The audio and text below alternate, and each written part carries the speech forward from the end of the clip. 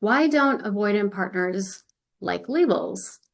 So, avoidant partners, for those of you that are new to attachment styles, these are folks that tend to be more dismissive of bids for emotional contact and connection. They typically want a little more space in their relationships, and they tend to not like labels. Why is that?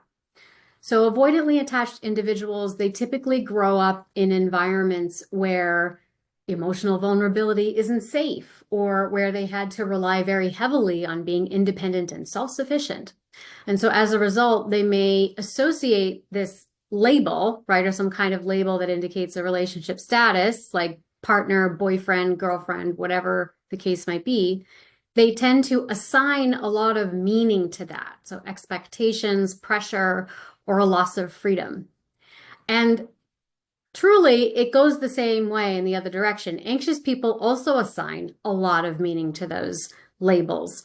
Sometimes they will tamp down some aspect of their personality or they'll hold things back until they get that label. And then they believe once they have it, now they have more permission to do or to be or to expect things, right? So I would say labels mean a lot, but it just depends on what you are assigning to it. And because of that, for avoidant partners, labels can feel kind of like emotional contracts, and they imply a level of intimacy or responsibility that can trigger an underlying fear of being smothered or engulfed or controlled in some way. So for an avoidant partner, a label might mean that they have to show up in ways that they don't really feel fully emotionally prepared for, or in ways that they think are confining in some way. And that threatens their coping strategy of maintaining distance so they can avoid getting hurt, meaning they're not going to live up to your expectations, or you're going to expect and demand things of them that don't align with what they truly want and need. And they haven't really learned how to negotiate that. So there's also the fear and avoidance of conflict, right? And because of that, if you can't work through conflicts, you can't make any kind of compromises, and it becomes impossible to meet in the middle. And so now both partners are playing guessing games with each other and they start suppressing things. And then eventually it will blow up or implode, right?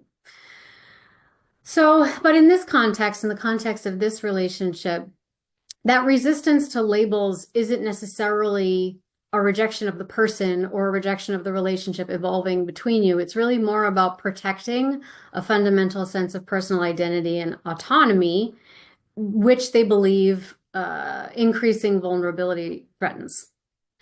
So that said, it doesn't mean that labels in and of themselves are bad, or that we shouldn't want them, or that we shouldn't assign meaning to them.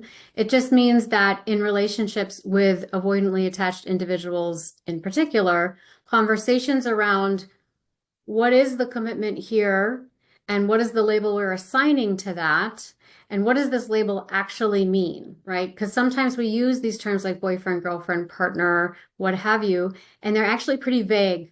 They're actually pretty vague statements. And one person has assigned all these things to that label, and the other person has a different idea of what that means, but they haven't actually had a conversation, very brass tacks, about what that means in their experience, right? So when we just use labels without really distinctly defining and explaining what that means to us, then we start getting anxious, right? So with an avoidant partner, you want to start with conversations about what are the exchanges of energy that you are going to have, right? What's the frequency of communication that you want to have? What is, how much time are we going to spend together in a week? What are when and what are the rules around taking vacations together, spending time together and apart with friends, right? So instead of assigning a label to something and assuming all of that is figured out because you've assigned the label, it's more like, let's talk about those things step by step and itemize them, so to speak, and then allow the label or the status to evolve out of that. Because then it's not going to be, I want this, and then an assumption about what that means to you and to them. Now it's like, here's what we're already doing. What do you think about that?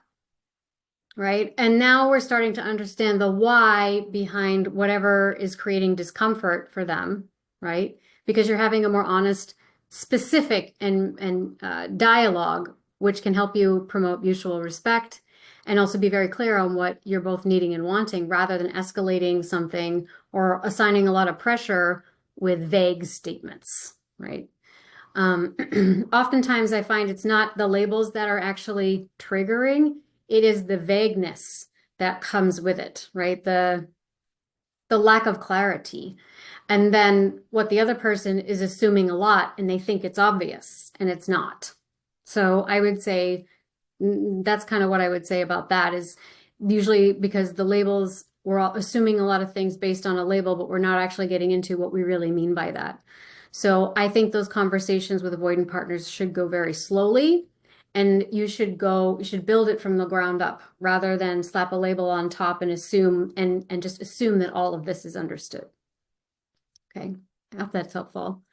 And I might just ask for those of you who are here with me live, have you ever had the anxiety over the label discussion, or has that ever come up in your experience? I'd love to know that.